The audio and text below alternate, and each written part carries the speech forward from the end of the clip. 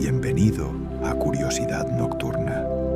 Esta noche vamos a dejarnos llevar suavemente hacia las preguntas sin respuesta, hacia los lugares donde la ciencia moderna se detiene y admite con honestidad admirable que no lo sabe todo. Porque por más que hayamos descubierto, por más experimentos que hayamos realizado y teorías que hayamos formulado a lo largo de siglos de esfuerzo colectivo, el universo sigue guardando misterios que ningún físico, ningún biólogo, ningún filósofo ha podido resolver del todo. Algunos de estos enigmas son cósmicos, se extienden a lo largo de miles de millones de años luz, tocan la naturaleza del espacio, del tiempo, de la materia misma. Otros viven mucho más cerca, en los océanos que cubren nuestro planeta, en el interior de las células de tu propio cuerpo, en los circuitos de tu cerebro, mientras escuchas estas palabras. Y todos ellos nos recuerdan algo que vale la pena recordar, que la ciencia no es una colección de certezas, sino un proceso eterno de asombro y búsqueda. En este viaje no vamos a encontrar respuestas definitivas, porque sencillamente no existen todavía. Lo que vamos a encontrar son preguntas que abren ventanas hacia lo desconocido. Preguntas que nos hacen sentir algo que pocas experiencias humanas pueden igualar. La sensación de estar parados al borde de algo más grande que nosotros. Ese lugar exacto donde termina el conocimiento y empieza el misterio. Si este espacio te resulta útil para descansar, para dejar que la mente se aquiete mientras el cosmos se despliega suavemente a tu alrededor, compártelo con quien creas que lo necesita. Pero por ahora, deja que estas preguntas te lleven. Respira despacio. Y si estás listo, comencemos. Hay algo que vale la pena recordar antes de empezar. Los misterios que vamos a explorar esta noche no son señales de fracaso de la ciencia.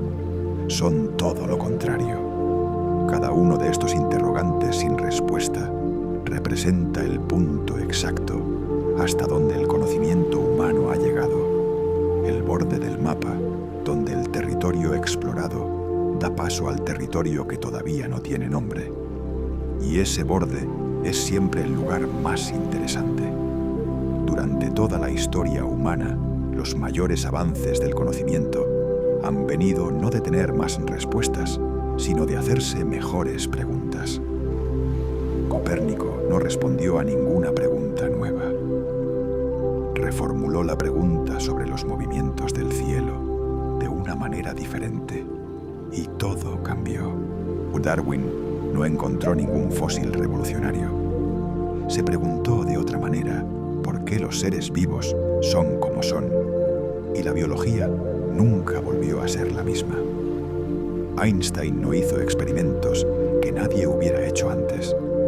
Se preguntó qué parecería el mundo si viajáramos a la velocidad de la luz, y la física tuvo que reconstruirse desde sus cimientos. Las preguntas que vamos a explorar esta noche son las que apuntan al siguiente gran salto.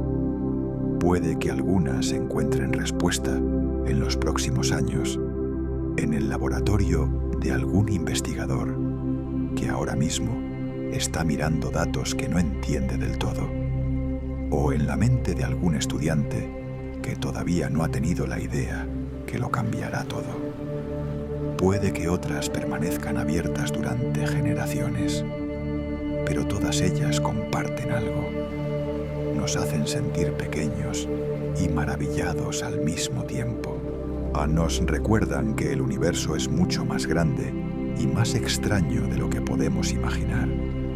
Y nos invitan a seguir mirando, seguir preguntando, seguir asombrándonos. Eso es lo más humano que existe. Hay una pregunta que los seres humanos hemos formulado desde que somos capaces de formular preguntas y que sigue sin tener respuesta después de miles de años de filosofía y siglos de ciencia. La pregunta es esta: ¿por qué hay algo en lugar de nada? Parece la más sencilla del mundo y, sin embargo, es la más difícil. Ningún telescopio, ningún colisionador de partículas, ninguna ecuación matemática ha podido acercarse siquiera a responderla. La física puede describir con una precisión extraordinaria cómo se comporta el universo una vez que ya existe. Puede modelar la trayectoria de los planetas, predecir el comportamiento de los electrones o calcular la curvatura del espacio alrededor de un agujero negro. La cosmología puede rastrear la historia del cosmos casi hasta el primer instante del Big Bang. Pero ¿por qué hay un universo en absoluto? ¿Por qué existen leyes que permiten su existencia y la existencia de mentes capaces de hacerse esa pregunta sigue siendo un misterio completamente abierto? La física cuántica nos ofrece una pequeña insinuación. Lo que llamamos vacío no está realmente vacío. Incluso en el espacio más profundo y oscuro, partículas fugaces parpadean constantemente, surgiendo y desapareciendo en fracciones de segundo tan diminutas que resultan casi imposibles de imaginar. Es lo que los físicos llaman la energía del punto cero, una ebullición constante e irreducible que impregna todo el espacio. Algunos proponen que el universo entero pudo haber surgido de un proceso similar, que la nada absoluta es inherentemente inestable y que algo siempre debe emerger de ella. Otros argumentan que quizás nuestro universo es solo uno entre infinitos dentro de un gran multiverso, cada uno brotando con sus propias leyes físicas y su propia historia. Pero si eso es así, simplemente nos encontramos ante una pregunta aún más profunda. ¿Por qué debería existir el multiverso? ¿Qué lo sostiene? ¿De dónde vienen sus leyes? Cada respuesta parece generar una pregunta todavía más grande. Los filósofos a veces proponen que la existencia es simplemente el estado natural y necesario de las cosas, que la no existencia es en realidad imposible, que algo siempre debe ser, porque el vacío absoluto ni siquiera puede existir sin ser algo. Pero estas son ideas que no podemos poner a prueba. Toda otra pregunta en la ciencia descansa sobre esta. Cada estrella en el cielo, cada átomo en tu cuerpo, cada ley de la naturaleza, todo existe sobre una base que no podemos explicar. El hecho de que la realidad esté aquí sigue siendo el misterio más profundo al que se enfrenta el pensamiento humano. Podemos rastrear la historia del universo casi 13.800 millones de años atrás, hasta una época en que todo lo que hoy existe estaba comprimido en una densidad y una temperatura que desafían cualquier intuición. A ese momento lo llamamos el Big Bang. Pero, ¿qué lo causó? ¿Qué había antes? ¿Por qué ocurrió? Eso sigue siendo desconocido y puede que siempre lo sea. Los cosmólogos han reconstruido una historia extraordinariamente detallada desde el momento en que el universo tenía apenas fracciones de segundo de vida. Sabemos que en ese primer instante ocurrió una expansión llamada inflación, una explosión de crecimiento tan rápida que en una fracción de tiempo inconmensurablemente pequeña, el universo creció en un factor inmenso. Esta inflación explicaría por qué el cosmos parece tan uniforme a gran escala y por qué los pequeños grumos de materia que existen hoy se distribuyeron de la manera en que lo hicieron. Pero, ¿qué desencadenó la inflación? ¿Por qué comenzó exactamente entonces? ¿Y por qué terminó? Algunas teorías imaginan el Big Bang como una fluctuación cuántica, un estremecimiento espontáneo en el tejido mismo de la realidad que dio origen al espacio y al tiempo. O si el tiempo nació con el universo, entonces preguntar qué había antes carece de sentido, igual que preguntar qué hay al sur del Polo Sur. Pero esa respuesta, por elegante que sea, no satisface la intuición. Otras propuestas sugieren que el Big Bang no fue el primer evento, sino solo un momento dentro de un ciclo eterno de universos que nacen, se expanden, colapsan y vuelven a nacer en una danza cósmica sin principio ni fin. Nuestros mejores instrumentos, el telescopio espacial James Webb, el satélite Planck, el telescopio Hubble, nos ofrecen fotografías cada vez más nítidas del universo en su infancia. Podemos ver galaxias que existían apenas cientos de millones de años después del Big Bang. Pero ningún instrumento puede asomarse al primer instante. La chispa original, el porqué de todo, sigue siendo un misterio oculto en una oscuridad que puede que nunca logremos iluminar. Cada momento que pasa, el presente se desliza hacia el pasado y no regresa. Recordamos ayer, pero no mañana. Un vaso roto en el suelo nunca salta de vuelta y se recompone solo. El aroma del café se dispersa por la habitación, pero jamás se concentra de nuevo en la taza. El tiempo, en toda nuestra experiencia sin excepción, siempre avanza en una única dirección. A esto los físicos lo llaman la flecha del tiempo. Lo que hace a este hecho tan desconcertante es que las leyes fundamentales de la física no lo requieren en absoluto. A las escalas más pequeñas, las leyes que gobiernan las partículas son completamente simétricas en el tiempo. Un electrón puede moverse hacia adelante o hacia atrás en el tiempo sin violar ninguna ley conocida. Y las ecuaciones no distinguen entre pasado y futuro. Sin embargo, todo nuestro mundo macroscópico depende de esta calle de un solo sentido que parece no tener fundamento en las leyes que supuestamente lo gobiernan.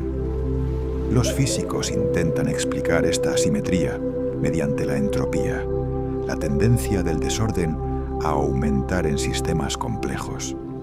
El universo comenzó en un estado de orden extraordinariamente bajo y desde entonces ha tendido hacia estados de mayor desorden. Esta tendencia estadística sería la raíz de por qué el tiempo parece fluir solo en una dirección. Pero esta explicación plantea una pregunta todavía más profunda. ¿Por qué comenzó el universo en ese estado de tan baja entropía? ¿Qué fuerza o principio impuso ese orden inicial tan improbable? A otros físicos creen que la flecha del tiempo podría estar conectada con la manera en que la información se propaga y se codifica en el universo, o incluso con la expansión misma del cosmos. Si el universo algún día comenzara a contraerse, ¿invertiría el tiempo su dirección? Nadie sabe con certeza. Lo que sí sabemos es que el tiempo sigue su marcha, sin que hayamos entendido del todo por qué tiene que ser así. Vivimos inmersos en él cada segundo, y sin embargo su naturaleza más profunda permanece paradójicamente esquiva. Cuando los astrónomos comenzaron a medir con precisión la velocidad a la que giran las galaxias, encontraron algo que simplemente no debería ser posible. Las estrellas en los bordes exteriores de las galaxias espirales se mueven tan rápidamente que, si la única gravedad que actuase sobre ellas fuera la de la materia visible, saldrían disparadas hacia el espacio interestelar. En cambio, permanecen unidas a la galaxia, como si algo invisible las retuviera con firmeza. La conclusión a la que llegaron los astrónomos fue tan impactante como inescapable. La mayor parte de la masa del universo no es visible para ninguno de nuestros instrumentos. No emite luz, no refleja luz, no absorbe luz de ninguna longitud de onda. Simplemente existe, silenciosa e invisible, ejerciendo su gravedad sobre todo lo que la rodea. A esa masa invisible la llamamos materia oscura. Las evidencias de su existencia son múltiples y convergentes. La velocidad de rotación de las galaxias, la manera en que los cúmulos de galaxias doblan la luz de objetos más lejanos en un efecto llamado lente gravitacional, y los patrones en la distribución de las galaxias a lo largo de la gran red cósmica, todo apunta a la misma conclusión. Existe 5 veces más materia oscura que materia ordinaria en el universo. Todo lo que podemos ver, todas las estrellas, planetas, nebulosas y galaxias, representa apenas el 5% del contenido total del cosmos. ¿Qué es la materia oscura? Después de décadas de búsqueda intensa, no lo sabemos. Experimentos enterrados a kilómetros de profundidad en minas, rodeados por toneladas de blindaje, para aislarlos de cualquier otra señal, esperan que una sola partícula de materia oscura colisione con un átomo detector. Hasta ahora, nada. Aceleradores de partículas han buscado señales de nuevas partículas que pudieran explicarla. Telescopios espaciales han rastreado el cielo en busca de señales indirectas. Y el resultado es siempre el mismo silencio. La materia oscura, el andamiaje invisible sobre el que se construye toda la estructura cósmica, permanece completamente desconocida en su naturaleza. Si la materia oscura ya era desconcertante, en 1998 los astrónomos descubrieron algo que sacudió los fundamentos mismos de la cosmología. 2 equipos independientes que estudiaban supernovas de tipo 1 en galaxias distantes esperaban confirmar lo que todo el mundo daba por sentado, que la expansión del universo, iniciada con el Big Bang, se iba frenando gradualmente bajo el efecto acumulado de la gravedad. El resultado fue completamente opuesto a lo esperado. La expansión del universo no se estaba frenando, se estaba acelerando. Las galaxias no solo se alejaban entre sí, sino que lo hacían cada vez más rápido. Esta aceleración implica que existe algún tipo de energía desconocida, distribuida uniformemente por todo el espacio, ejerciendo una especie de presión negativa que contrarresta la gravedad y empuja todo hacia afuera. A esta energía misteriosa la llamamos energía oscura, aunque ese nombre es esencialmente un reconocimiento de nuestra ignorancia. Sabemos que algo existe, pero no tenemos idea de qué es. La energía oscura domina el universo de una manera aplastante. Constituye aproximadamente el 68% del contenido energético total del cosmos. Es el componente más abundante del universo y no tenemos la menor idea de su naturaleza. La hipótesis más simple es que es una propiedad inherente del espacio vacío, una constante cosmológica que Einstein introdujo en sus ecuaciones y luego retiró, llamándola su mayor error, y que resulta que tal vez no era un error en absoluto. Pero las predicciones teóricas del valor que debería tener esta energía del vacío difieren de las mediciones observacionales en un factor absolutamente escandaloso: 120 órdenes de magnitud. Es la discrepancia más grande que existe entre una predicción teórica y una medición en toda la historia de la física.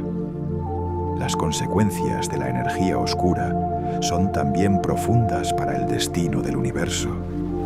Si continúa con su intensidad actual, las galaxias se alejarán entre sí hasta que cualquier comunicación entre ellas sea imposible, y eventualmente el universo se enfriará hasta la muerte térmica. Si la energía oscura crece con el tiempo, podría eventualmente desgarrar no solo las galaxias, sino los sistemas estelares, los planetas o las moléculas y finalmente los propios átomos, en un evento que los cosmólogos llaman el Gran Desgarro. La mano invisible que moldea el destino del cosmos nos resulta completamente opaca. Existe un conjunto de números, las constantes fundamentales de la física, que determinan las reglas básicas del cosmos: la velocidad de la luz, la constante gravitatoria, la carga del electrón, la masa de los quarks, la intensidad de las fuerzas nucleares, la constante cosmológica. Estos números fijan la estructura del universo de maneras absolutamente fundamentales. Y lo que resulta desconcertante es que si cualquiera de ellos fuera ligeramente diferente, el universo sería un lugar radicalmente distinto y casi con certeza inhóspito para cualquier forma de vida. Si la constante gravitatoria fuera solo un poco más fuerte, ya las estrellas quemarían su combustible en miles de años en lugar de miles de millones, sin tiempo suficiente para que se formen planetas o para que la vida evolucione. Si fuera un poco más débil, las nubes de gas nunca colapsarían para formar estrellas en primer lugar. Si la fuerza nuclear fuerte, que mantiene unidos los núcleos atómicos, variara en apenas un pequeño porcentaje, el carbono, el elemento sobre el que está construida toda la bioquímica conocida, no podría formarse en el interior de las estrellas. Un universo sin carbono es probablemente un universo sin vida. Hay docenas de coincidencias de este tipo, cada una de las cuales parece apuntar a un universo extraordinariamente bien ajustado para la existencia de estructura, complejidad y vida. A este conjunto de observaciones se lo llama el problema del ajuste fino, y algunas personas ven en él evidencia de un propósito o diseño cósmico. Los científicos, en general, proponen dos alternativas. La primera es el multiverso. Si existen infinitos universos con diferentes constantes, el ajuste fino deja de ser sorprendente, porque solo en los universos con las constantes adecuadas pueden existir observadores que hagan la pregunta. La segunda es que hay una teoría más profunda, aún por descubrir, que explica por qué las constantes tienen que tener exactamente los valores que tienen. Por ahora, ninguna de estas dos alternativas tiene confirmación experimental. El universo se comporta como si hubiera sido diseñado para permitir la vida, y no sabemos si eso es una coincidencia extraordinaria, el producto de un multiverso vasto, o la huella de leyes más profundas que todavía no hemos encontrado. O pocas cosas en el universo capturan la imaginación tan poderosamente como los agujeros negros. Son regiones del espacio donde la gravedad se ha vuelto tan intensa que nada, absolutamente nada, puede escapar de ellas una vez que ha cruzado el umbral conocido como el horizonte de sucesos. Ni la materia, ni la radiación, ni siquiera la luz son las prisiones más perfectas que puede imaginar la física. Se forman cuando una cantidad suficiente de masa se concentra en un espacio suficientemente pequeño. Las estrellas masivas, al agotar su combustible nuclear, colapsan bajo su propio peso en una fracción de segundo. Si la estrella era lo bastante masiva, el colapso no se detiene hasta que toda la masa queda comprimida en un volumen infinitesimalmente pequeño, lo que las ecuaciones de Einstein llaman una singularidad, o ahí es donde las matemáticas se rompen. La densidad se vuelve infinita, la curvatura del espacio-tiempo se vuelve infinita. El tiempo, tal como lo conocemos, deja de tener sentido. Casi todos los físicos creen que esta singularidad no es real, que es la señal de que la relatividad general ha llegado a sus límites y que una teoría más completa, probablemente una teoría de gravedad cuántica, debe tomar el relevo. Pero esa teoría todavía no existe. Luego está la paradoja de la información, formulada inicialmente por Stephen Hawking en los años 70. Hawking demostró que los agujeros negros no son perfectamente negros. Los efectos cuánticos en el horizonte de sucesos hacen que emitan una radiación muy tenue, la llamada radiación de Hawking, y que con el tiempo se evaporen completamente. Pero si un agujero negro se evapora, ¿qué ocurre con toda la información sobre los objetos que cayeron en él? La mecánica cuántica afirma que la información no puede destruirse. La relatividad general parece implicar que sí puede. Esta tensión entre las dos teorías más exitosas de la física ha desafiado a las mentes más brillantes durante décadas, sin que nadie haya encontrado una solución completamente satisfactoria. Y existe una capa más de misterio. En el centro de casi cada galaxia grande yace un agujero negro supermasivo con millones o miles de millones de veces la masa del Sol. El nuestro, llamado Sagitario A estrella, tiene una masa de unos 4 millones de soles. Pero en el universo primitivo, apenas unos cientos de millones de años después del Big Bang, ya existían agujeros negros con miles de millones de masas solares. Según nuestros modelos de crecimiento por acreción de materia, simplemente no había tiempo suficiente para que se volvieran tan masivos tan rápidamente. Cómo se formaron sigue siendo un enigma sin resolver. La Tierra se formó hace aproximadamente 4.500 millones de años. Durante los primeros cientos de millones de años era un mundo hostil, bombardeado incesantemente por meteoritos, con una atmósfera muy diferente a la actual y océanos que aún se estaban formando. Y sin embargo, los registros fósiles más antiguos que hemos encontrado, estructuras microscópicas preservadas en rocas de Australia y Groenlandia, sugieren que los microorganismos ya existían hace al menos 3.500 millones de años, quizás más. Eso significa que en un intervalo de tiempo relativamente corto, en términos geológicos, en un planeta recién formado, sometido a condiciones extremas, apareció la vida. El salto de la química a la biología, de las moléculas inorgánicas al primer organismo capaz de metabolizar, reproducirse y evolucionar, es el evento más misterioso y más trascendente de la historia de la Tierra. Y no sabemos cómo ocurrió. Las teorías son diversas. La hipótesis del mundo de ARN propone que antes de que existieran el ADN y las proteínas, el papel central lo desempeñaban moléculas de ARN que podían tanto almacenar información genética como actuar como catalizadores de reacciones químicas.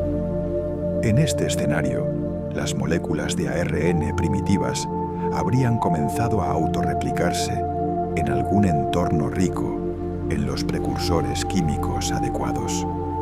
Y la evolución habría hecho el resto. Hay apoyo experimental para esta hipótesis, pero crear en el laboratorio un sistema de ARN capaz de autorreplicarse en condiciones prebióticas plausibles ha resultado enormemente difícil. Otros investigadores señalan las chimeneas hidrotermales en el fondo del océano como el caldo de cultivo más probable para la vida primitiva. Estas estructuras, donde el agua caliente cargada de minerales emerge del fondo marino, proporcionan tanto la energía como los gradientes químicos que podrían haber impulsado las primeras reacciones bioquímicas. Hay incluso quien propone que los primeros organismos no nacieron en el océano, sino en pequeñas piscinas en tierra firme, donde los ciclos de humectación y secado habrían concentrado las moléculas necesarias y favorecido la formación de las primeras membranas celulares. Y no falta quien contempla la posibilidad de que los bloques de construcción de la vida llegaran del espacio, transportados en cometas o meteoritos, aunque esto simplemente desplaza el misterio a otro lugar. El origen de la vida sigue siendo el eslabón perdido más importante de la historia de la naturaleza. Esta es quizás la pregunta más antigua y más profunda que la humanidad ha dirigido al cielo nocturno. Con cientos de miles de millones de estrellas en nuestra galaxia y con cientos de miles de millones de galaxias en el universo observable, la idea de que la Tierra sea el único lugar donde existe la vida parece estadísticamente extravagante. Y sin embargo, décadas de búsqueda activa, de escuchas sistemáticas del cielo en busca de señales de radio extraterrestres, de análisis de muestras de suelo marciano y de estudio de las atmósferas de exoplanetas, no han producido la menor evidencia inequívoca de vida más allá de la Tierra. El cosmos permanece en silencio. Este contraste entre la vastedad del universo y el silencio que recibimos cuando escuchamos lo formuló de manera memorable el físico Enrico Fermi. Si la vida inteligente es estadísticamente probable, ¿por qué no hemos detectado ninguna señal de ella? Las respuestas propuestas van desde lo reconfortante hasta lo perturbador. Quizás las civilizaciones inteligentes son comunes, pero tienen una esperanza de vida tan corta, destruidas por guerras, por el cambio climático o por sus propias creaciones tecnológicas, que nunca llegan a comunicarse entre sí. Quizás la vida simple es común, pero la vida inteligente es extraordinariamente rara, o el resultado de una cadena tan larga de improbabilidades que solo ocurrió una vez en toda la historia del universo observable. Quizás las civilizaciones avanzadas existen, pero deliberadamente evitan el contacto por razones que no podemos imaginar. O quizás simplemente no hemos estado escuchando el tiempo suficiente, ni en las frecuencias correctas, ni con la tecnología adecuada. Lo que sí sabemos es que las condiciones para la vida no parecen raras. Hemos descubierto miles de exoplanetas, muchos de ellos en la zona habitable de sus estrellas. Sabemos que el agua, el carbono y los demás elementos que consideramos necesarios para la vida son abundantes en el cosmos. Lunas como Europa y Encélado esconden océanos de agua líquida bajo sus superficies heladas. La química prebiótica parece ocurrir de manera natural en muchos entornos espaciales. Todo sugiere que el universo está lleno de los ingredientes de la vida, solo que hasta ahora no hemos encontrado ningún plato cocinado. Lo que más inquieta de la paradoja de Fermi es que las respuestas más tranquilizadoras implican que somos únicos, y las más perturbadoras implican que las civilizaciones inteligentes tienen una esperanza de vida muy corta. Si la razón por la que no detectamos señales de civilizaciones extraterrestres es que esas civilizaciones tienden a destruirse o a colapsar antes de poder comunicarse a escala galáctica, entonces esa observación es también una advertencia sobre nuestro propio futuro. El gran filtro, como lo llaman algunos investigadores, podría estar delante de nosotros. Pero hay una tercera posibilidad que los astrofísicos discuten con creciente interés. Quizás la vida inteligente existe, pero la comunicación entre civilizaciones es inherentemente difícil a escalas cósmicas. Las distancias son tan vastas que incluso señales viajando a la velocidad de la luz tardarían miles o cientos de miles de años en cruzar la galaxia. Quizás el silencio no es evidencia de ausencia, sino simplemente el resultado de vivir en un universo donde las distancias son tan enormes que el contacto es estadísticamente rarísimo, incluso entre civilizaciones que existen y se buscan activamente. En ese caso, el cosmos podría estar lleno de vida, y el silencio sería solo la consecuencia de una geografía cósmica que no podemos superar. Al menos no todavía. Eres consciente ahora mismo.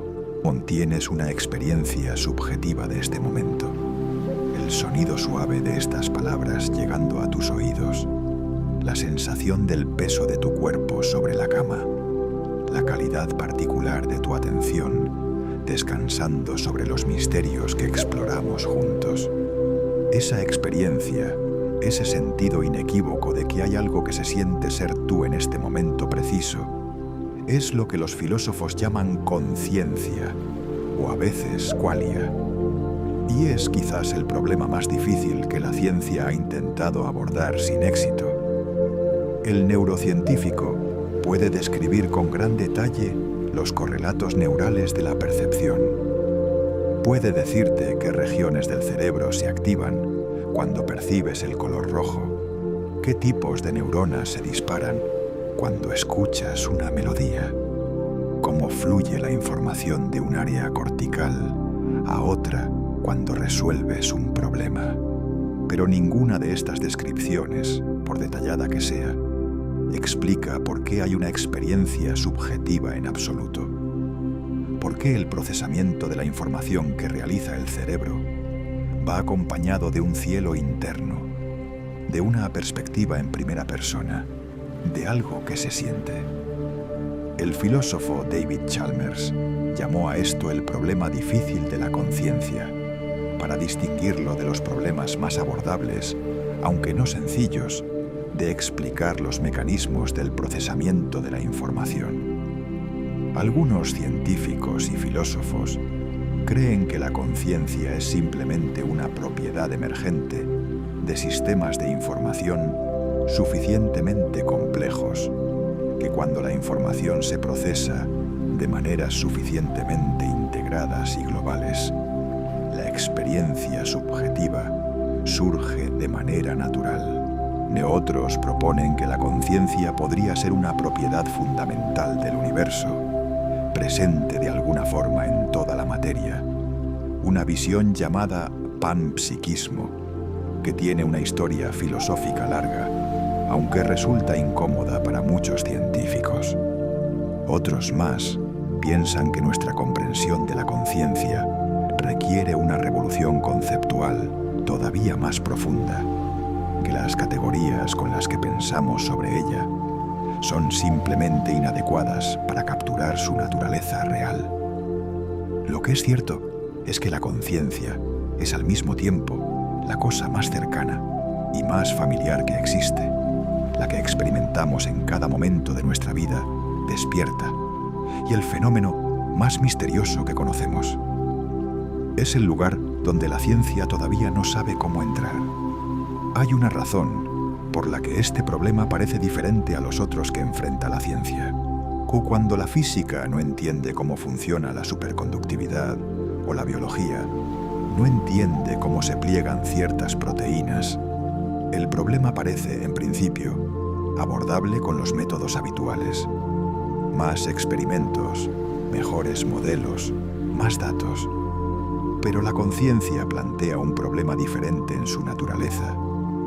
Incluso si llegáramos a describir con perfecta precisión todos los procesos neurales que ocurren cuando alguien experimenta el color rojo, todavía quedaría sin respuesta la pregunta de por qué esa descripción va acompañada de algo que se siente, de una experiencia subjetiva.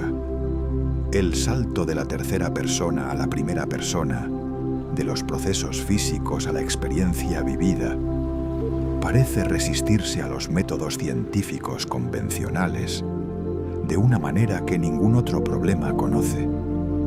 Algunos filósofos piensan que este problema es, en el fondo, un problema de lenguaje, que si tuviéramos los conceptos adecuados, la dificultad se disolvería. Otros piensan que revela algo genuinamente fundamental sobre la naturaleza de la realidad que las categorías actuales de la ciencia no pueden capturar. Sea cual sea la respuesta, la conciencia seguirá siendo durante el tiempo previsible el fenómeno más cercano y más misterioso que conocemos. Cada noche, mientras duermes, tu cerebro construye mundos con una fidelidad sorprendente. Mundos en los que personas que conoces aparecen en lugares que nunca han visitado, en los que las reglas físicas se doblan o se rompen sin que tu mente dormida encuentre nada extraño en ello, en los que emociones que podrían tardar horas en desarrollarse en la vigilia irrumpen de golpe con una intensidad aplastante. Y en casi todos los casos, o en el momento de despertar, esos mundos se disuelven como niebla al sol, dejando apenas trazos de su existencia. ¿Por qué soñamos? A pesar de que es una experiencia universal entre todos los humanos y de que la investigación del sueño lleva décadas produciendo datos, la respuesta sigue siendo incierta. Las hipótesis más influyentes sugieren que los sueños participan en la consolidación de la memoria, ayudando al cerebro a decidir qué experiencias del día guardar y cómo integrarlas con el conocimiento previo. Otras investigaciones apuntan a un papel en la regulación emocional. Los sueños, especialmente aquellos que reproducen situaciones de estrés o miedo en el contexto seguro del estado de sueño, podrían ayudar a procesar y suavizar el impacto emocional de experiencias difíciles. Pero ninguna de estas teorías explica completamente la riqueza narrativa de los sueños, ni su capacidad para sorprendernos, ni por qué a veces contienen intuiciones o soluciones a problemas que no habíamos podido resolver en estado de vigilia. Químicos, matemáticos y escritores han descrito momentos en que la respuesta a un problema que los había ocupado durante semanas llegó durante el sueño con una claridad perfecta. El cerebro trabaja de manera diferente, quizás más libre de los sesgos y las restricciones del pensamiento consciente. Posiblemente, pero el mecanismo exacto permanece en la sombra. Los sueños nos recuerdan que la mente tiene una vida nocturna que escapa completamente a nuestro control consciente, que hay procesos que ocurren en nosotros sin nosotros y que la frontera entre la conciencia y el inconsciente es más porosa y más misteriosa de lo que solemos reconocer. Tu memoria es todo lo que eres. Sin ella no tendrías historia personal. No podrías reconocer a las personas que amas. No podrías utilizar el lenguaje ni aplicar el conocimiento que has acumulado a lo largo de tu vida. Y sin embargo, ¿cómo funciona la memoria? ¿Cómo el cerebro transforma una experiencia en una huella que puede durar décadas y recuperarla cuando la necesitas? Sigue siendo uno de los grandes misterios de la neurociencia. Lo que sí sabemos es que los recuerdos no se almacenan como archivos en un disco duro. No hay un lugar específico en el cerebro donde viva el recuerdo de tu primera infancia o del nombre de tu mejor amigo de la escuela. Los recuerdos son patrones distribuidos de actividad neuronal, redes de conexiones entre neuronas que se fortalecen cada vez que una experiencia se repite o se recuerda. El hipocampo, una estructura con forma de caballito de mar, enterrada en las profundidades del lóbulo temporal, juega un papel crucial en la formación de nuevos recuerdos, actuando como un coordinador que vincula diferentes aspectos de una experiencia almacenados en distintas regiones corticales. Pero el proceso de recuperación de recuerdos es mucho menos fiable y mucho más activo de lo que solemos asumir. Cada vez que recuerdas algo, no estás simplemente reproduciendo una grabación almacenada. Estás reconstruyendo activamente el recuerdo y en ese proceso lo modificas ligeramente. Los recuerdos son maleables. Pueden ser influidos por lo que aprendemos después, por nuestro estado emocional, por las preguntas que nos hacen. Es posible implantar recuerdos falsos en personas que los vivirán con total convicción de su autenticidad. Esta fragilidad de la memoria tiene implicaciones profundas para el derecho, la psicoterapia y nuestra comprensión de la identidad personal. ¿Por qué ciertos recuerdos duran toda una vida mientras otros se desvanecen en horas? ¿Por qué un aroma específico puede transportarnos instantáneamente décadas atrás con una vividez que ninguna foto puede igualar? ¿Cuánto de lo que creemos recordar es recuerdo fiel y cuánto es reconstrucción creativa? Las respuestas completas todavía no están escritas. Todo ser vivo conocido envejece. Las células se dividen con menos eficiencia, los tejidos pierden elasticidad, los sistemas inmunes se vuelven menos reactivos, los órganos gradualmente declinan. Es uno de los hechos más universales de la biología. Y sin embargo, sus causas profundas siguen siendo materia de debate activo entre los científicos que lo estudian. Una de las teorías más consolidadas involucra a los telómeros, las secuencias repetidas de ADN que actúan como capuchones protectores en los extremos de los cromosomas.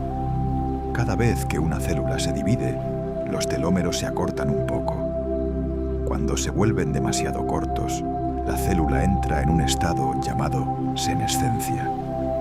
Deja de dividirse y empieza a secretar señales inflamatorias que afectan negativamente al tejido circundante. La acumulación de células senescentes en los tejidos contribuye al deterioro asociado al envejecimiento. Esta teoría está bien respaldada, pero no es la historia completa. El daño oxidativo acumulado por las reacciones metabólicas normales del cuerpo también juega un papel. Las mitocondrias, las centrales energéticas de las células, producen como subproducto de su funcionamiento moléculas reactivas que pueden dañar el ADN, las proteínas y las membranas celulares. Con el tiempo, ese daño se acumula. Los sistemas de reparación del ADN se vuelven menos eficientes. La proteostasis, la capacidad de las células para mantener sus proteínas correctamente plegadas y funcionales, decae. La inflamación crónica de bajo grado, que algunos investigadores llaman inflammaging, aumenta con la edad y contribuye al desarrollo de enfermedades como la arteriosclerosis, el Alzheimer y el cáncer. Lo más intrigante es la enorme variación en las tasas de envejecimiento entre las especies. Ratones y ratas envejecen y mueren en 2 o 3 años. Los elefantes africanos viven 70. Los humanos, con suerte, 120. El tiburón de Groenlandia puede vivir más de 4 siglos. Las ballenas de Groenlandia superan los 200 años. La rata topodesnuda, que tiene un tamaño similar al de un ratón, vive 30 años y parece extraordinariamente resistente al cáncer y a muchas enfermedades asociadas al envejecimiento. El hecho de que exista esta variación tan enorme prueba que el envejecimiento no es simplemente el resultado inevitable del desgaste físico, sino un proceso biológico que puede ser modulado. La pregunta es ¿cómo? En los últimos años, la biología del envejecimiento ha vivido una pequeña revolución.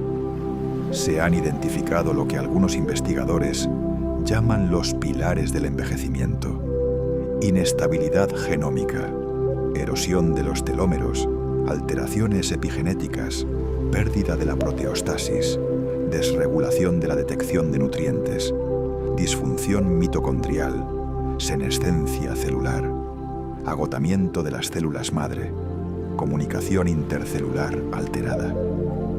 Son 9 categorías de cambios moleculares y celulares que se interconectan y se amplifican mutuamente a medida que los organismos envejecen. Y cada una de ellas es en principio susceptible de intervención. Los experimentos con animales han producido resultados sorprendentes.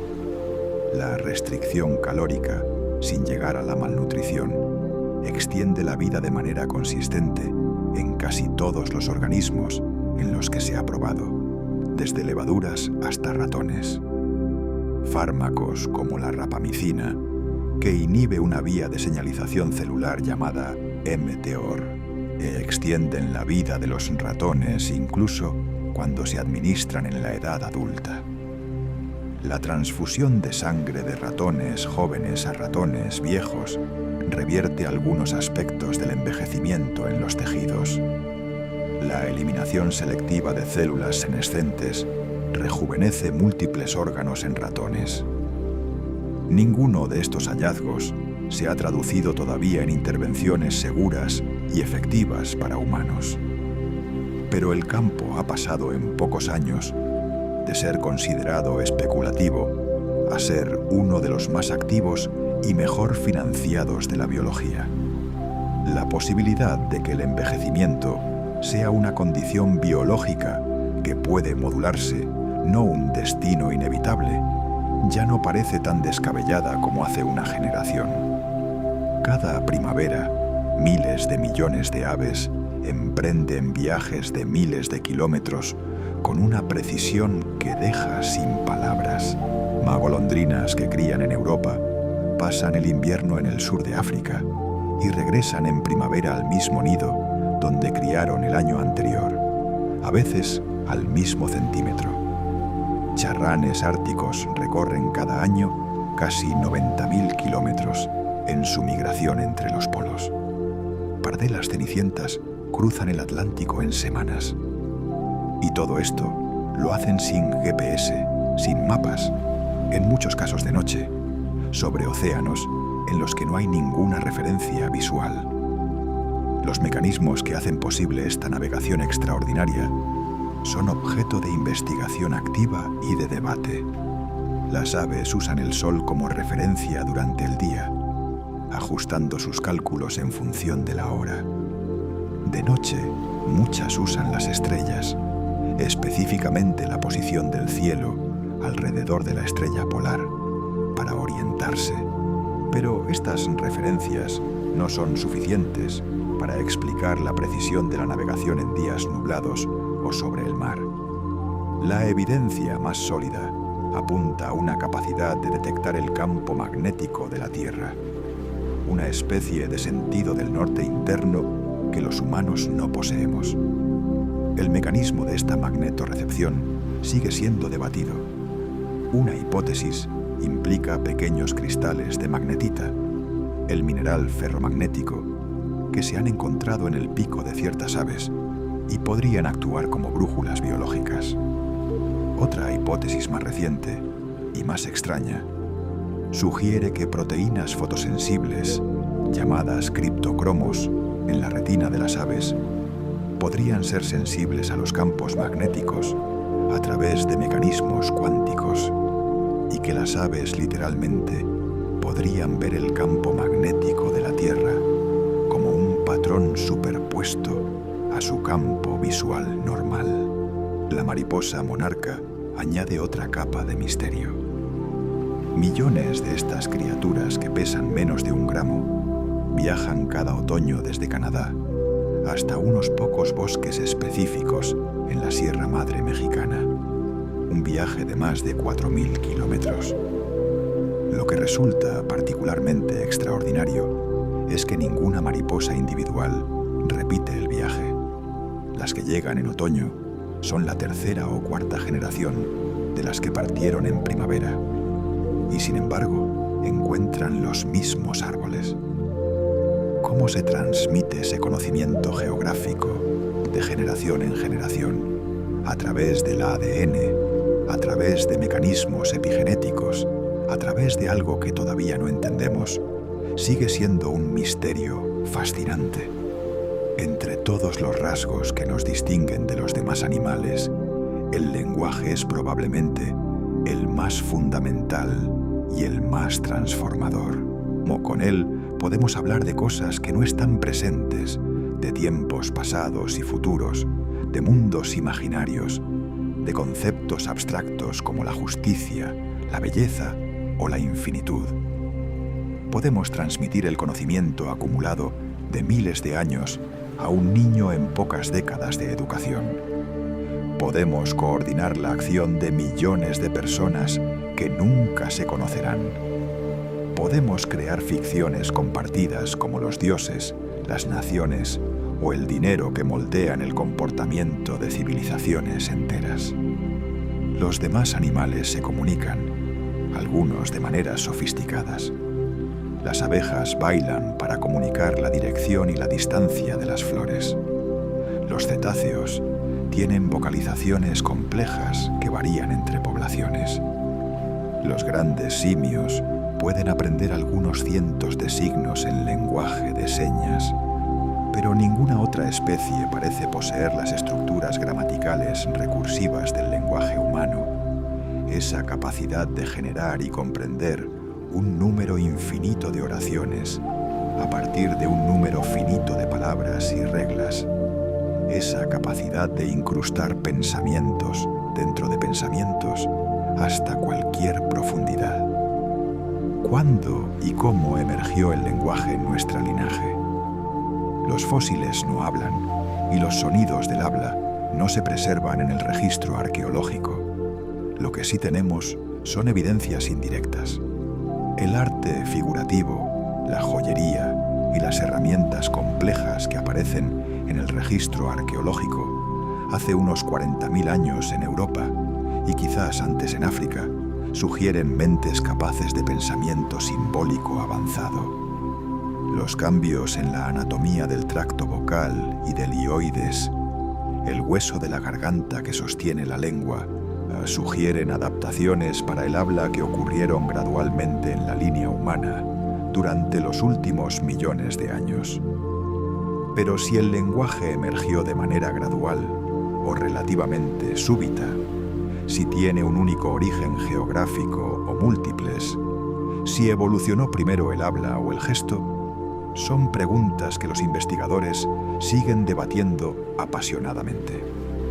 El origen del lenguaje es el origen del pensamiento humano tal como lo conocemos, y seguimos sin saber cuándo exactamente encendió esa primera chispa. Lo que sí podemos decir es que el lenguaje, una vez que emergió, transformó a nuestra especie de maneras que no tienen precedente en la historia de la vida. Antes del lenguaje, el conocimiento se transmitía principalmente mediante imitación y observación directa, con una velocidad y una fidelidad limitadas. Con el lenguaje, con el conocimiento pudo acumularse de generación en generación, con cada generación construyendo sobre los logros de la anterior, sin necesidad de reinventar la rueda. Las ideas pudieron viajar entre grupos separados geográficamente, enriquecerse con perspectivas diferentes y fusionarse en síntesis nuevas. El lenguaje hizo posible la cultura acumulativa, y la cultura acumulativa hizo posible, en apenas unos pocos miles de años, todo lo que hoy llamamos civilización. La ciencia, el arte, la filosofía, las leyes, las religiones, las matemáticas, la música escrita, la literatura, todo ello son productos del lenguaje. Somos lo que somos, en gran medida, porque hablamos, y no sabemos del todo cómo llegamos a hablar. La música es una de las creaciones más universales y más misteriosas de nuestra especie. Todas las culturas humanas conocidas la tienen. Registros arqueológicos de flautas talladas en hueso de buitre o marfil de mamut tienen más de 40.000 años. La música precede a la escritura, probablemente precede a la agricultura, y posiblemente es tan antigua como el lenguaje mismo.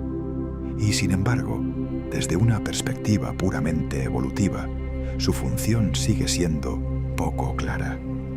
Una teoría influyente propone que la música es una extensión del lenguaje que cumplió funciones de cohesión social, permitiendo que grupos grandes se sincronizaran emocionalmente a través de la danza y el canto colectivo. Otra sugiere que comenzó como señal de aptitud en el cortejo, análoga al canto de los pájaros. Pero estas explicaciones, aun siendo plausibles, no capturan la profundidad del impacto que la música tiene en nosotros. Lo que resulta genuinamente misterioso es la capacidad de la música para acceder directamente a nuestras emociones, saltándose los filtros del pensamiento racional. Una pieza musical puede evocar tristeza, alegría, nostalgia, exaltación o terror, con una eficacia que pocas palabras o imágenes pueden igualar. Las personas con Alzheimer avanzado, que han perdido casi toda su memoria episódica, pueden reconocer y emocionarse con canciones de su juventud cuando ya no recuerdan los nombres de sus familiares. Los bebés de pocos meses responden al ritmo y a la melodía. Pacientes que han sufrido un accidente cerebrovascular y no pueden hablar, a veces pueden cantar. Las emociones en general guardan su propio misterio. ¿Son construcciones del cerebro? Patrones de activación neuronal que emergen de la interpretación de señales corporales en un contexto cultural? ¿O son respuestas biológicamente fundamentales moldeadas por millones de años de evolución para guiar el comportamiento hacia la supervivencia y la reproducción? Probablemente son las dos cosas, de maneras que todavía no entendemos bien. Lo que sí sabemos es que las emociones dirigen nuestras decisiones con una influencia que supera con frecuencia a la del razonamiento consciente, y que su origen, su función y su naturaleza precisa siguen siendo territorios parcialmente inexplorados. Vivimos en la superficie de un planeta que no está quieto. Bajo nuestros pies, la roca sólida, que parece tan permanente, se mueve, fluye y se recicla en escalas de tiempo geológico. La Tierra es un planeta vivo, en un sentido muy literal, y muchos de los procesos que lo animan siguen siendo sorprendentemente misteriosos. La tectónica de placas, el proceso por el que la corteza terrestre está dividida en grandes fragmentos que se mueven unos sobre otros a velocidades de pocos centímetros por año, es uno de los procesos más importantes para la habitabilidad de la Tierra. Recicla el carbono desde la atmósfera a las rocas y de vuelta a la atmósfera, regulando el efecto invernadero y manteniendo el clima dentro de un rango que permite la vida líquida. Genera la diversidad de hábitats que ha impulsado la evolución. Pero, ¿por qué comenzó la tectónica de placas en la Tierra? Ni Venus ni Marte la tienen, a pesar de ser planetas de tamaño similar. Las hipótesis implican el papel crucial del agua como lubricante que debilita las rocas, pero los modelos no reproducen del todo bien el inicio de la tectónica en la Tierra primitiva. Los volcanes guardan sus propios enigmas. La mayoría de las erupciones, aunque impresionantes, son predecibles en cierta medida. Pero cada cierto tiempo, a escala geológica, ocurren supererupciones de una violencia que cambia el clima global durante años, bloquea la luz solar y ha contribuido a varias extinciones masivas. La erupción del Toba, hace aproximadamente 74.000 años, fue tan masiva que algunos investigadores creen que redujo la población humana a solo unos pocos miles de individuos. ¿Pero qué hace que ciertas erupciones sean tan catastróficamente explosivas, mientras otras son más efusivas? ¿Qué detona el paso de un sistema volcánico relativamente tranquilo a una supererupción? Sigue siendo algo que no podemos predecir ni comprender completamente. Y luego está el campo magnético de la Tierra. Generado por las corrientes del hierro fundido del núcleo externo, este campo nos protege de las partículas cargadas del viento solar que de otro modo erosionarían nuestra atmósfera. Sin él, la Tierra podría convertirse en otro Marte. Pero el campo no es permanente. A lo largo de la historia geológica, ha invertido su polaridad cientos de veces, haciendo que el norte magnético se convierta en sur y viceversa. El último gran evento de este tipo ocurrió hace 780.000 años. Las inversiones tardan entre cientos y miles de años en completarse, y durante el proceso, el campo se debilita considerablemente. ¿Cuándo ocurrirá la próxima? ¿Qué consecuencias tendrá para los ecosistemas y las tecnologías que dependen del campo magnético? No lo sabemos. Uno de los descubrimientos más asombrosos de las últimas décadas es que el agua líquida, la condición que consideramos más fundamental para la vida tal como la conocemos, no es exclusiva de la Tierra dentro de nuestro sistema solar. Bajo la corteza helada de Europa, la luna de Júpiter, se extiende un océano de agua salada con más agua total que todos los océanos de la Tierra combinados, mantenido líquido por el calentamiento de marea que produce la enorme gravedad de Júpiter. Encélado, una pequeña luna de Saturno, de apenas 500 kilómetros de diámetro, tiene también un océano global y lo anuncia al universo a través de géiseres espectaculares que brotan de sus grietas polares, lanzando al espacio chorros de vapor de agua, hielo, sales y moléculas orgánicas.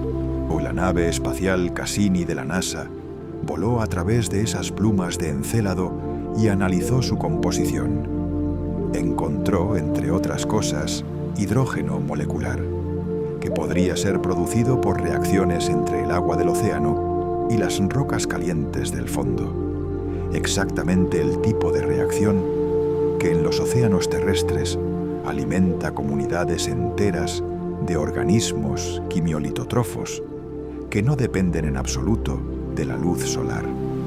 La posibilidad de que algo similar ocurra en el fondo del océano de Encélado, de que los primeros organismos de la historia de esa pequeña luna estén ahora mismo nadando en la oscuridad, a centenares de kilómetros bajo su superficie helada, no puede descartarse.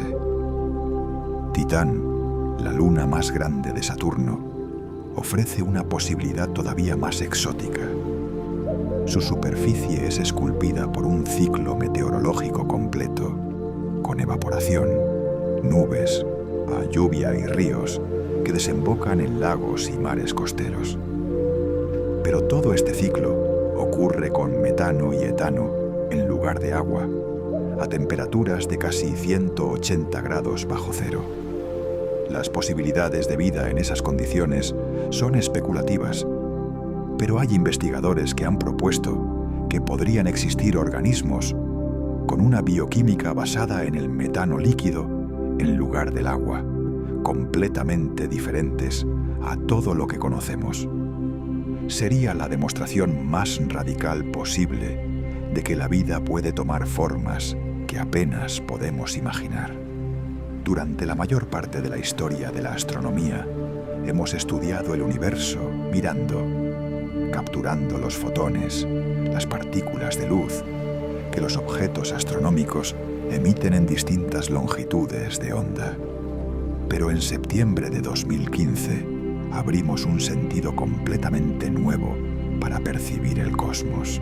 O por primera vez en la historia detectamos ondas gravitacionales, perturbaciones en el tejido del espacio-tiempo, producidas por la fusión de dos agujeros negros de decenas de masas solares a 1.300 millones de años luz de distancia.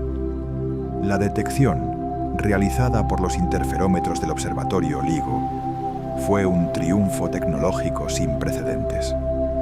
Las ondas gravitacionales producidas por esa fusión distante hacían que la distancia entre los espejos del detector variara en una cantidad menor que una milésima del diámetro de un protón.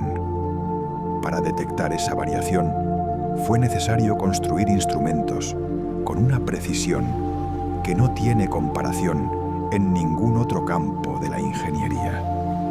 Desde entonces, hemos detectado decenas de eventos, incluyendo la fusión de estrellas de neutrones, que además pudo observarse simultáneamente por telescopios ópticos, de rayos X y de radio, inaugurando la era de la astronomía multimensajero.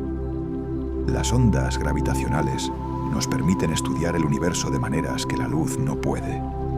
Pueden penetrar nubes de gas y polvo que son opacas a la luz.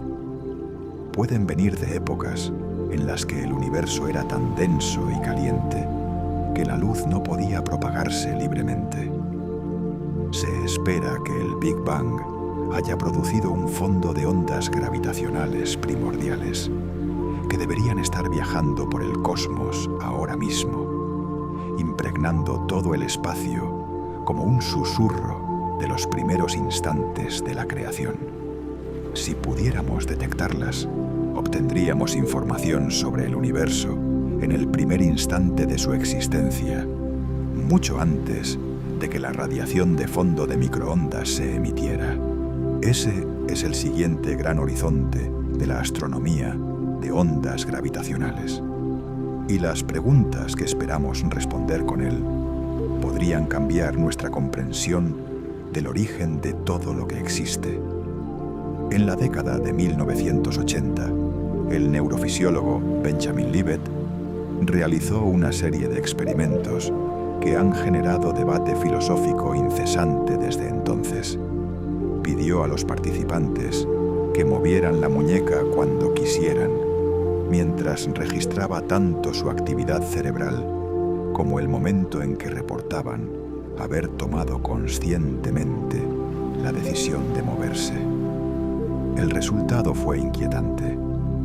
La actividad eléctrica cerebral que precedía al movimiento comenzaba entre 300 y 500 milisegundos antes de que los participantes reportaran haber tomado la decisión. El cerebro parecía iniciar el proceso de movimiento antes de que la conciencia lo hubiera decidido. ¿Significa esto que el libre albedrío es una ilusión? ¿Que nuestras decisiones son tomadas por procesos inconscientes y que la conciencia solo percibe después el resultado de esas decisiones, atribuyéndose erróneamente la autoría? Las interpretaciones del experimento de Libet y de los muchos experimentos posteriores inspirados en él son diversas y disputadas. Algunos argumentan que el potencial de preparación, medido por Libet, no corresponde a una decisión final, sino a una preparación general para moverse, y que la conciencia todavía tiene un papel real en el proceso. Otros señalan que la introspección sobre el momento exacto de una decisión es inherentemente poco fiable. Pero la pregunta más profunda que subyace a todo esto trasciende los detalles técnicos de cualquier experimento. Si cada pensamiento, cada emoción y cada decisión emerge de procesos físicos en el cerebro que siguen las leyes de la física, entonces, ¿en qué sentido somos libres? ¿En qué sentido somos realmente los autores de nuestras acciones?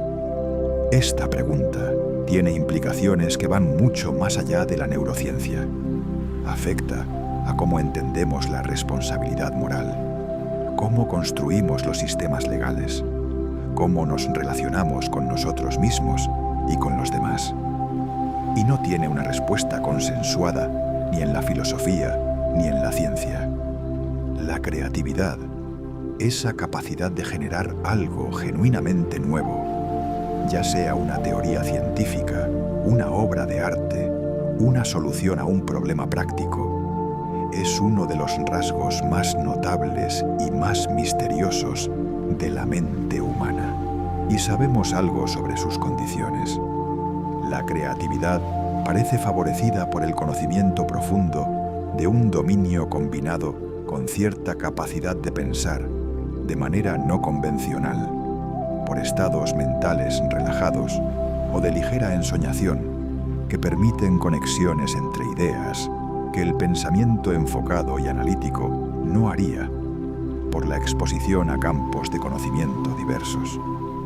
Pero el momento concreto de la inspiración, el instante en que una idea genuinamente nueva aparece, sigue siendo profundamente misterioso. Una de las observaciones más intrigantes es la frecuencia con que los avances creativos importantes ocurren no durante el trabajo concentrado, sino en momentos de relax, en el baño, durante un paseo, al despertar de un sueño. El químico Auguste Kekulé vio la estructura del benceno en un sueño en el que una serpiente se mordía la cola. El matemático Henri Poincaré describió cómo la solución a un problema que le había ocupado semanas le llegó de repente mientras subía a un autobús. Srinivasa Ramanujan, el genio matemático indio, atribuía sus descubrimientos a inspiraciones que recibía durante el sueño.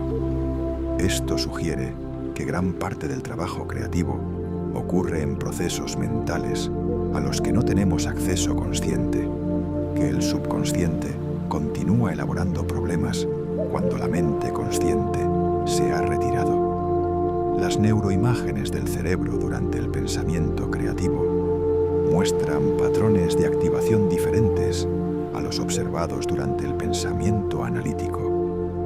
La red de modo por defecto, que se activa cuando la mente no está concentrada en una tarea específica y que durante mucho tiempo fue considerada como ruido de fondo, parece jugar un papel importante en el pensamiento creativo.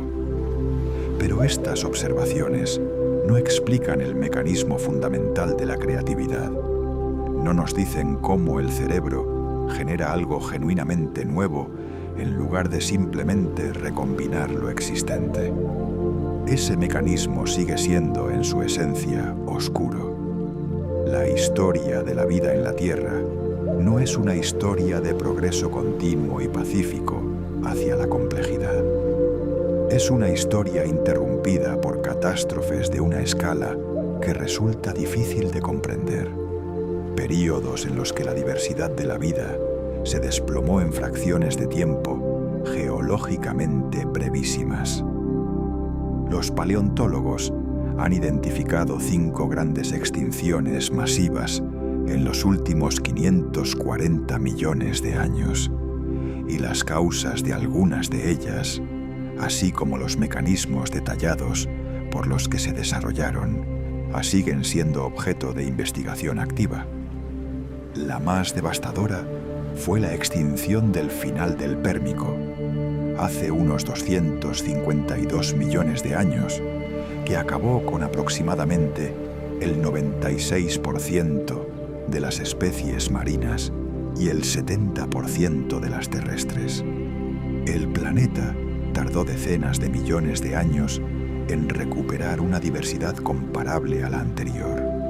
La causa más probable fue una serie de erupciones volcánicas masivas en lo que hoy es Siberia, que durante decenas de miles de años liberaron cantidades enormes de dióxido de carbono, metano y dióxido de azufre, desencadenando un calentamiento global severo, acidificación de los océanos y disrupciones del ciclo del oxígeno.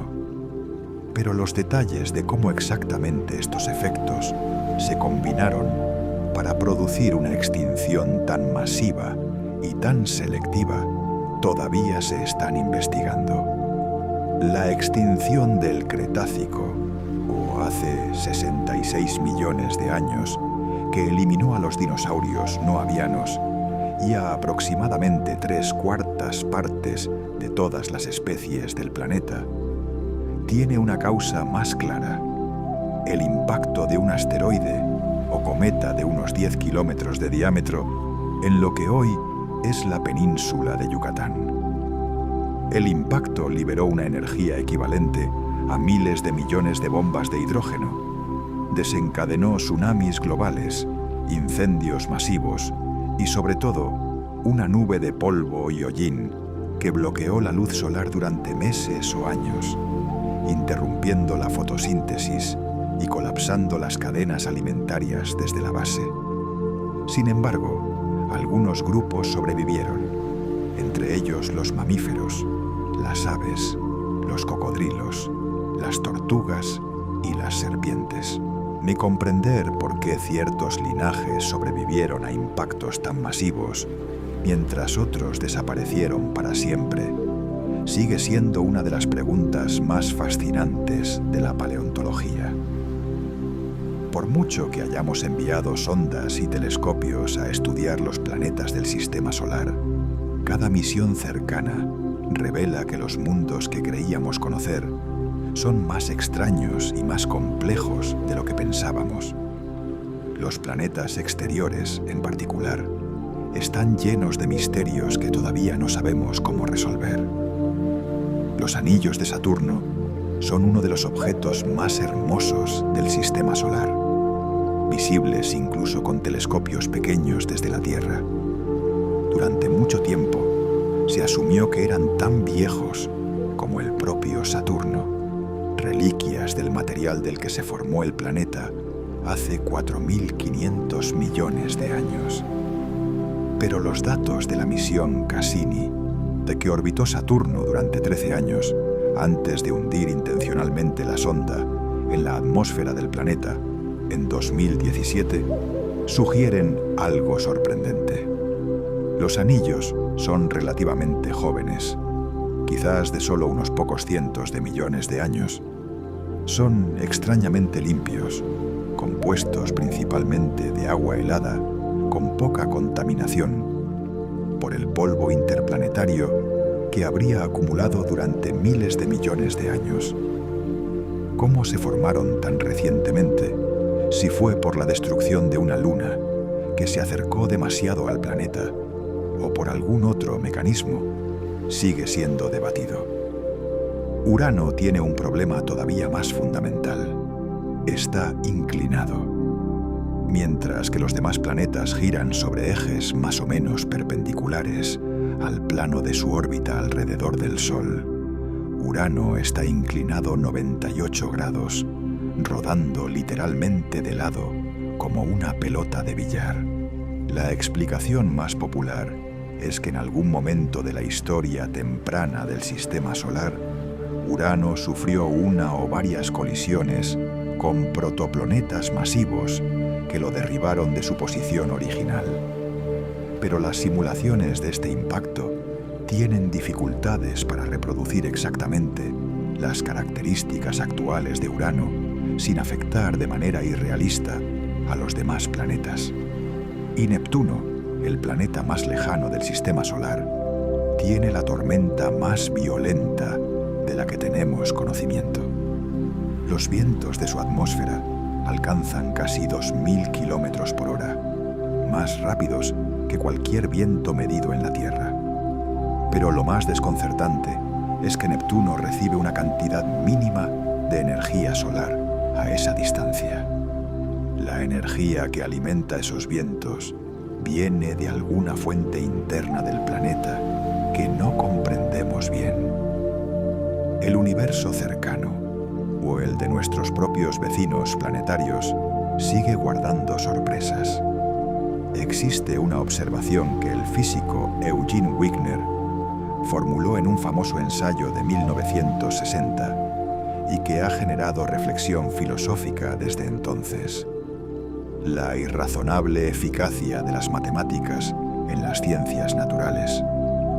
Las matemáticas son, en cierto sentido, una invención humana, conjuntos de reglas formales, estructuras abstractas que existen en el espacio del pensamiento. Y, sin embargo, describir el universo físico con una precisión extraordinaria, usando estas estructuras abstractas, no es una excepción, sino la regla. La realidad parece ser profundamente matemática. Las ecuaciones de Maxwell, derivadas en el siglo XIX, a partir del estudio experimental del electromagnetismo, predijeron la existencia de las ondas de radio antes de que nadie las hubiera detectado. O la ecuación de Dirac, formulada en 1928 como unificación de la mecánica cuántica y la relatividad especial, predijo la existencia de la antimateria antes de su descubrimiento experimental. Las ecuaciones de Einstein de la relatividad general predijeron los agujeros negros, la expansión del universo y la existencia de ondas gravitacionales, todas confirmadas experimentalmente décadas después de ser derivadas matemáticamente. ¿Por qué debería la realidad ser así? Una posibilidad es que las matemáticas no sean simplemente un lenguaje que usamos para describir la naturaleza, sino que la naturaleza sea, en algún sentido fundamental, matemática, que el universo esté construido de estructuras matemáticas y que cuando hacemos física estamos descubriendo las matemáticas que subyacen a la realidad. Otra posibilidad es que la mente humana, y moldeada por millones de años de evolución, en un entorno físico con ciertas regularidades, sea especialmente buena para encontrar las regularidades matemáticas de ese entorno, y que lo que percibimos como la eficacia de las matemáticas sea en parte un sesgo de selección. No vemos los muchos dominios donde las matemáticas no funcionan tan bien. Ninguna de estas respuestas es completamente satisfactoria. El misterio de por qué el universo es tan matematizable permanece. Imagina que eres médico y le das a un paciente con dolor crónico una píldora que sabes perfectamente que no contiene ningún principio activo. No hay ningún fármaco, solo azúcar o almidón comprimido. Y sin embargo, en un porcentaje significativo de pacientes, el dolor disminuye de manera real y medible. Esto no es ilusión ni autoengaño en un sentido trivial. El efecto placebo produce cambios fisiológicos documentables, liberación de endorfinas endógenas, cambios en la actividad de ciertas regiones del cerebro, modificaciones de la respuesta inmune. La expectativa de mejora, la creencia de que un tratamiento funcionará, desencadena mecanismos biológicos reales. Lo que hace al efecto placebo todavía más extraño es que funciona incluso cuando los pacientes saben que están tomando un placebo. En varios estudios, personas con síndrome de intestino irritable u otras afecciones crónicas, a quienes se les dijo explícitamente que estaban tomando píldoras de azúcar, mostraron mejoras significativas. La etiqueta misma, el ritual de la visita médica, la píldora, la atención, no parece activar los mecanismos de curación internos del cuerpo, independientemente del conocimiento racional de que el fármaco es inerte. ¿Qué nos dice esto sobre la relación entre la mente y el cuerpo? Que es mucho más estrecha, mucho más bidireccional de lo que la medicina convencional ha asumido durante siglos. El modelo en el que el cuerpo es una máquina biológica que el médico repara con herramientas químicas o físicas ignora el papel activo que la mente juega en la regulación de prácticamente todos los sistemas del cuerpo. Los estados mentales, las expectativas, las narrativas que nos contamos sobre nuestra salud y nuestra enfermedad tienen efectos fisiológicos mesurables. ¿Cómo ocurre esto exactamente? ¿Qué mecanismos conectan el estado mental con la respuesta inmune, con la percepción del dolor, con la velocidad de la cicatrización? ¿Cuál es un área de investigación activa cuyas respuestas aún están incompletas? La frontera entre la mente y el cuerpo es mucho más porosa y mucho más misteriosa de lo que solemos reconocer. En el siglo XIX, cuando los exploradores y antropólogos europeos comenzaron a recopilar sistemáticamente las mitologías de culturas de todo el mundo, se encontraron con algo sorprendente. Culturas que no habían tenido contacto entre sí durante miles de años, separadas por océanos, por desiertos y por cadenas montañosas insalvables, contaban historias que resonaban entre sí de maneras inquietantes. Los mitos de un gran diluvio que casi destruye a la humanidad aparecen en las tradiciones mesopotámicas, en la Biblia, en las mitologías de los pueblos indígenas de América, en textos hindúes, en leyendas del Pacífico. Los relatos de héroes que descienden al inframundo y regresan aparecen en Grecia con Orfeo y Heracles, en Mesopotamia con Gilgamesh, en la mitología nórdica, en las tradiciones aztecas. El psicólogo Carl Jung propuso que estas correspondencias reflejaban lo que llamó el inconsciente colectivo, una capa de la psique humana compartida por toda la especie, que contiene arquetipos universales, imágenes y patrones narrativos fundamentales que emergen en los mitos y sueños de todas las culturas. La idea es fascinante, pero difícil de verificar científicamente. Los investigadores más escépticos proponen explicaciones alternativas. La difusión cultural a través de rutas de migración y comercio que no siempre están bien documentadas, a la convergencia independiente hacia narrativas similares porque reflejan experiencias universales de la condición humana, el miedo a la muerte, el deseo de renovación, la experiencia del conflicto entre el orden y el caos. Pero hay algo que resulta difícil de negar. Los seres humanos de todas las épocas y culturas hemos sido profundamente narradores. Necesitamos historias para dar sentido a la experiencia, para transmitir conocimiento y valores, para crear identidades colectivas. Esa necesidad parece tan fundamental como la necesidad de comer o de dormir. Y sin embargo, ¿por qué somos tan radicalmente diferentes a todos los demás animales en este aspecto? ¿Por qué necesitamos no solo comunicarnos, sino narrar? No solo informar, sino contar historias con héroes y villanos, con arcos dramáticos y significados morales.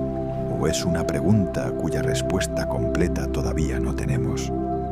La mayoría de los animales ayudan a sus parientes cercanos porque comparten genes con ellos, y a sus aliados directos porque esperan reciprocidad.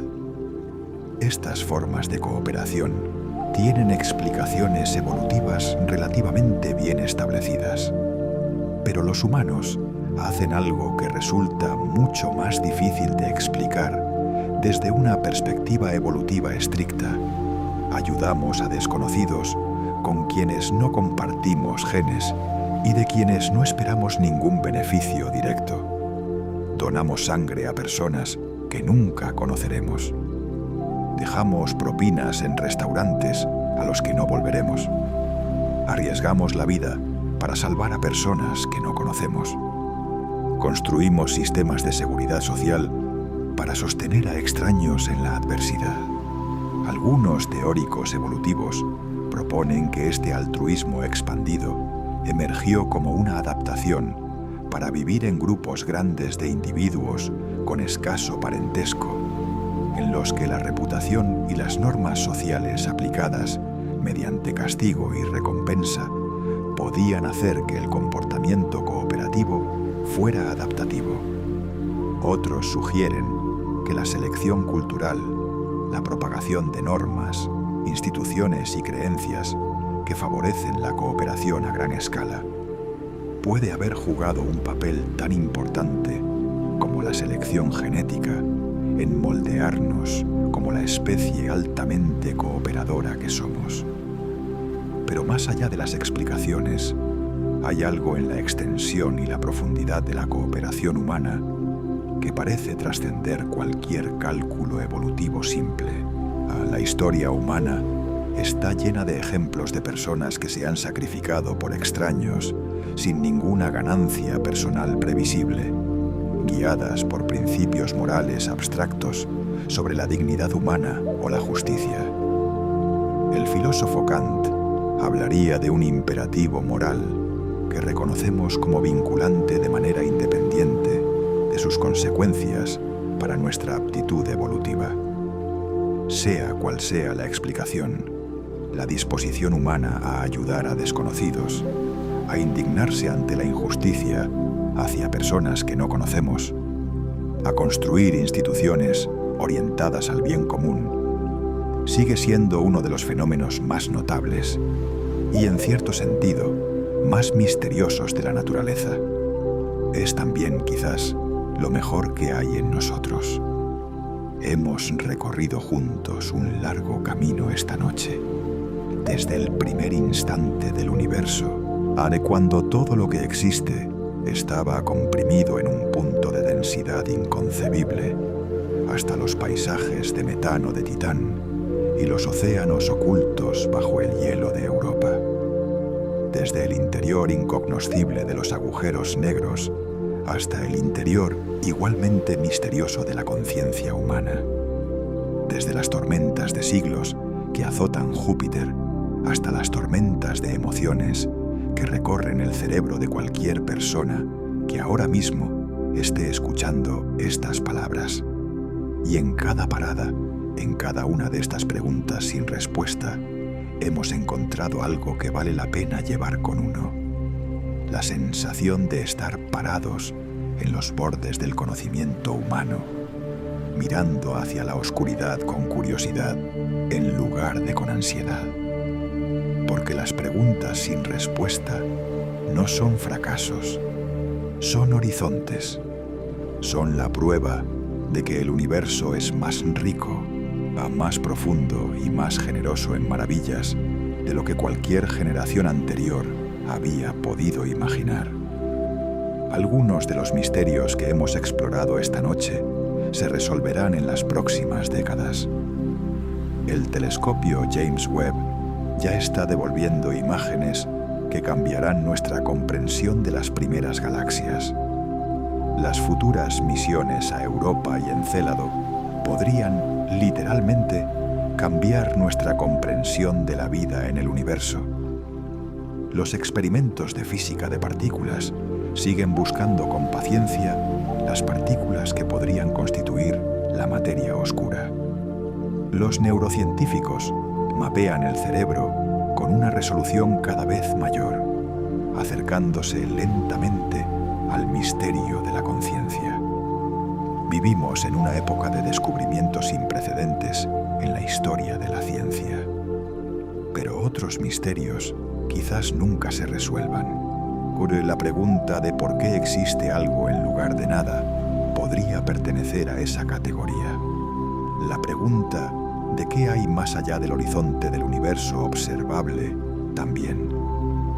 Hay una posibilidad genuina de que algunos de los interrogantes más profundos que hemos tocado esta noche sean, en algún sentido fundamental, irrespondibles. No por falta de inteligencia humana, sino porque tocan los límites de lo que puede conocerse desde dentro de un universo finito con recursos cognitivos finitos. Y eso también es algo hermoso. Significa que vivimos en un universo que siempre será más grande que nuestra comprensión de él, que el asombro no se agotará, que por muchas generaciones que pasen buscando respuestas, siempre habrá nuevas preguntas esperando detrás de cada respuesta. El horizonte siempre se aleja. Así que mientras te duermes esta noche, lleva contigo esa imagen, la de estar en el borde de lo conocido, mirando hacia lo desconocido con curiosidad y con calma.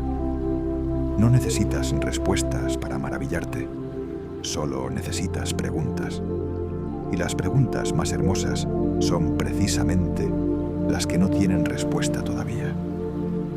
Piensa por un momento en lo que hemos tocado esta noche. Hemos rozado la pregunta de por qué existe el universo, sin siquiera poder asomarnos a ella del todo. Hemos contemplado el momento en que la materia inerte se convirtió en vida, ese instante en que la química cruzó un umbral que todavía no sabemos describir del todo.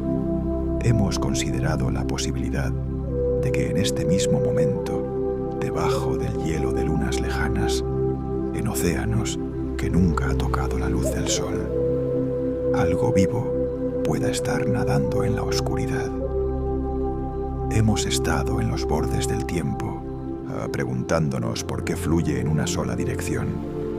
Hemos mirado hacia adentro, hacia la conciencia y descubierto que el misterio más profundo puede ser el que está más cerca de nosotros, el de nuestra propia experiencia.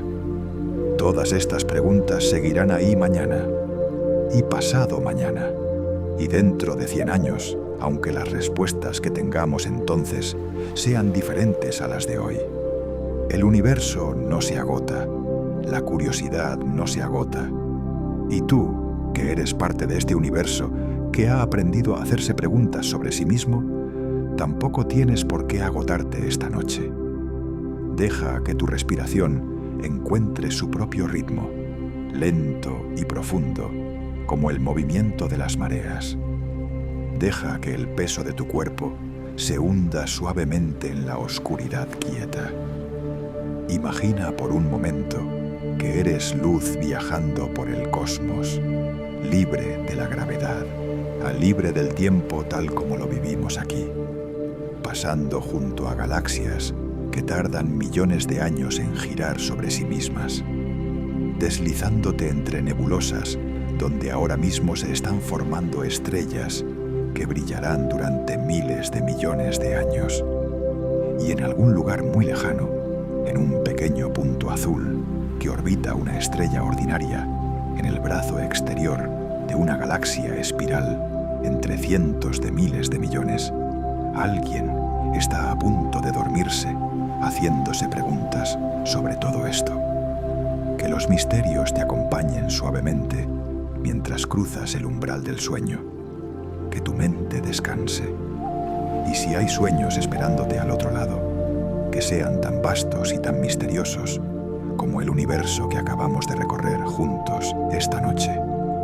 Buenas noches.